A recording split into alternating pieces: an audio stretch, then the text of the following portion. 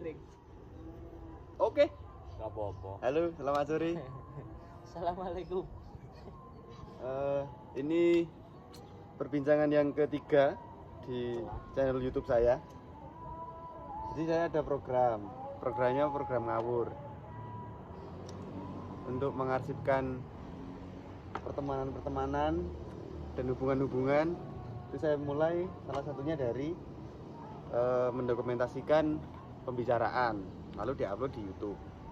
Nah, sejauh ini sudah ada dua uploadan. Yang pertama tukang gojek di Kediri, namanya Anas tapi kerap disapa Cihong. Yang kedua Hagi, perbincangan di depan kontrakan. Dan yang ketiga ini Atap rumah Singgi. di atas rumah Singgi. Mbok yo madhep rene rek, mbok kamerane ning kene. Nah, Api. gini loh. Maaf ya teman-teman, ini muka-muka kami adalah muka-muka bangun tidur dan kebanyakan begadang, jadi ya seperti ini. Dan hari ini hari raya Idul Adha. Idul Adha bertepatan dengan hari Jumat. Kanggo rokok, kanggo korek. Dan katanya Iku, hari Jumat hari Idul Adha di hari Jumat itu Jumatannya jadi sunnah. Begitu.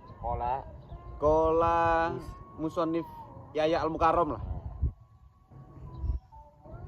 Begitu. Nah, kita mau membicarakan apa ini Mas Rifki dan Mas Inggi? Hari ini kita akan membicarakan soal sejarah Batu. Politik dalam kampus. Waduh. Jangan. Nanti ketahuan. Tidak. Mungkin teman-teman belum mengetahui apa itu sejarah Batu. Ada di sini sumbernya. Ya. Mas Inggi adalah lembut yang paling ulung di Batu.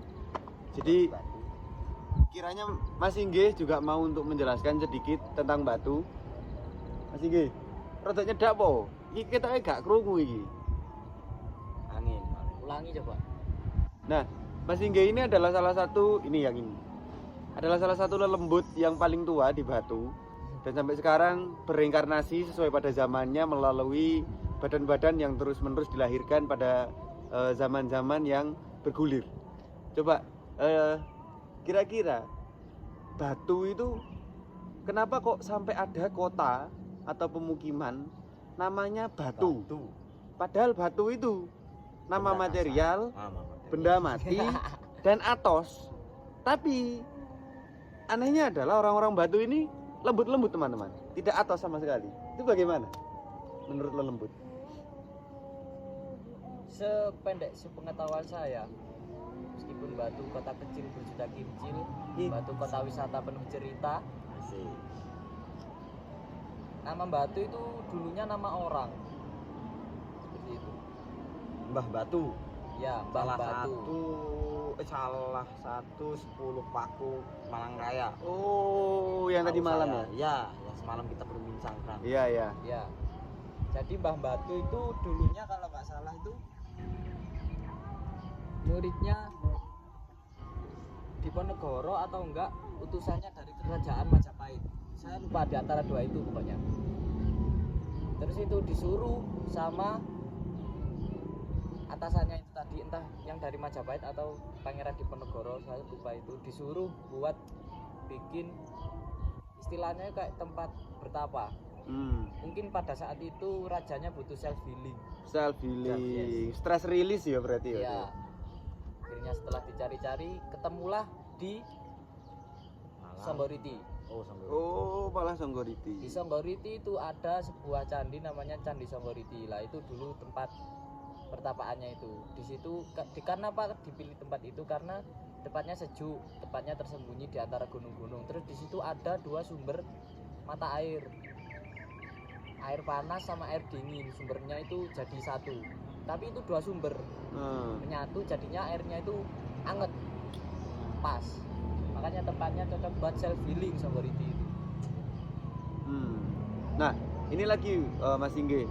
Saya juga ingin bertanya kepada Mas Rifki karena kami bertiga ini saling memiliki ikatan khusus, yaitu kami bertiga berasal dari kota yang sama-sama awalannya itu pakai B semua. Betul. Saya Blora. Dia Saya Banten.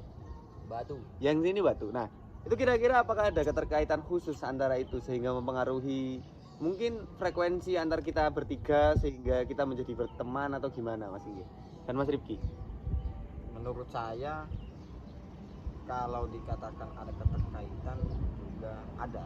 Ada Satu, keterkaitan tanah kelahiran diawali huruf B. Oke, satu. Dua, kalau Banten dan Blora ini adalah ada keterkaitannya dengan asal dari kota spiritual terkuat Wah, di iya. Pulau Jawa. Benar sekali. Satu lagi ada Banyuwangi. Ya, B dan B. ya. Nah, kemudian selainnya keterkaitannya menyesuaikan seperti pertemanan, kekeluargaan. Oke. Nah, menurut Bapak Singgih gimana ini? Ya selain dari keterkaitan 3 nama tadi BBB, kita ini adalah teman yang menurut saya itu saling melengkapi satu sama lain seperti itu. Jadi ada keterkaitan di antara kita yang mana kita memiliki kelebihan itu tersendiri meskipun saya kalah jauh dari senior Abbas ini. Jadi seperti itu ya? Ya. Tapi saya kira memang pertemanan ini atas rambut gondrongnya Mas Inggi. Jadi daya tarik beliau itu selain meripatnya yang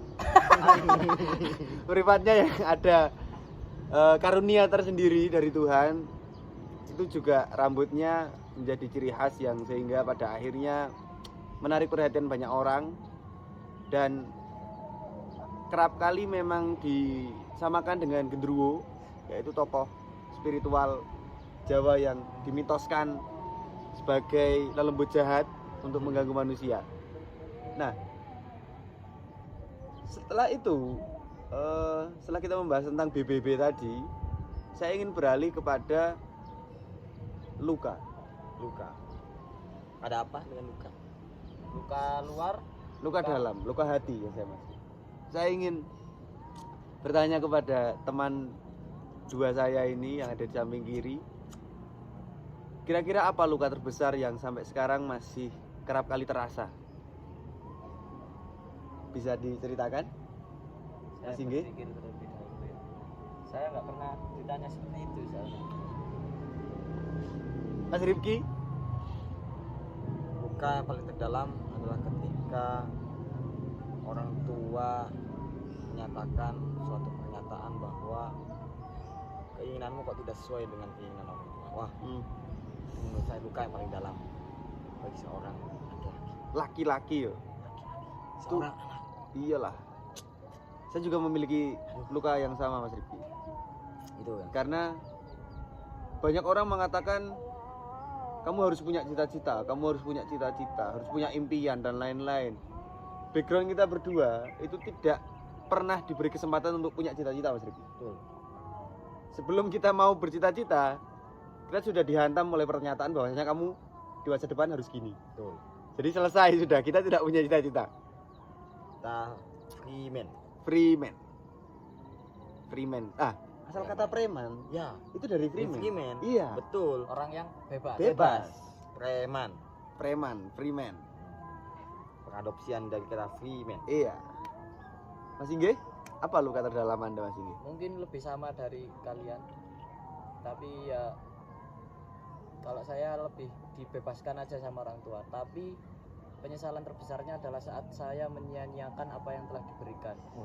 Contohnya kayak saya diberi fasilitas pendidikan yang layak, tapi saya menyia-nyiakan itu. Saya diberi fasilitas di pondok pesantren buat menghafal Al-Quran, tapi saya menyia-nyiakannya. Masya Allah. Jadi yang diinginkan orang tua sama saya inginkan itu tidak pernah tercapai, sampai ya itu tadi. Saling berkaitan ya. Meskipun saya ini kelihatannya ceria, namun di dalamnya ada hati yang terluka. Wah, asik. Mohon maaf ya teman-teman. Podcast hari ini. Saya malas untuk memberikan quotes di sini. Jadi silakan diulang aja videonya. Begitu? Kira-kira? Silakan. Iya. Mau ada yang diobrolkan? Saya sudah selesai ini. Aduh. Ngopi aja. Saya mau tanyakan daerah Blora. Blora itu asal katanya, asal nama Blora dan dari mana. Kemudian di luar sana itu masih banyak yang belum mengetahui ada kota atau daerah yang namanya Blora. Nah ini sampai sekarang saya sedang mencari asal yang konkret, Mas Rifki. Karena dari beberapa referensi yang saya temukan, yang saya dengar, yang pada akhirnya sampai di saya ya, itu asal muasal penamaan Blora ini banyak versinya. Jadi untuk saat ini saya tidak berani untuk mengatakan asalnya dari mana, tapi saya terus mencari. Nanti kalau sudah verified, sudah konkret, saya beritahu. Nah, untuk Blora yang tidak dikenal, saya pernah mendengar sesuatu bahwasanya Blora ini memang tempat untuk pulang lah. Jadi kalau lihat dari segi geografisnya, Blora itu mau ke timur, barat, selatan, utara, itu pasti lewat hutan. Artinya kota Blora adalah kota yang terisolir oleh hutan-hutan itu tadi. Nah, dan konon kabarnya dulu tokoh-tokoh Jawa atau tokoh-tokoh bangsa kita yang mungkin sedang dalam pengasingan atau pencarian jiwa, pencarian ketuhanan, atau mungkin ngangsu kawruh yang levelnya sudah agak tinggi, itu salah satu prosesnya itu di Blora. Tapi entah di mana, saya tidak tahu. Karena itu memang sangat tertutup. Proses spiritualnya itu ya. Ya, spiritual.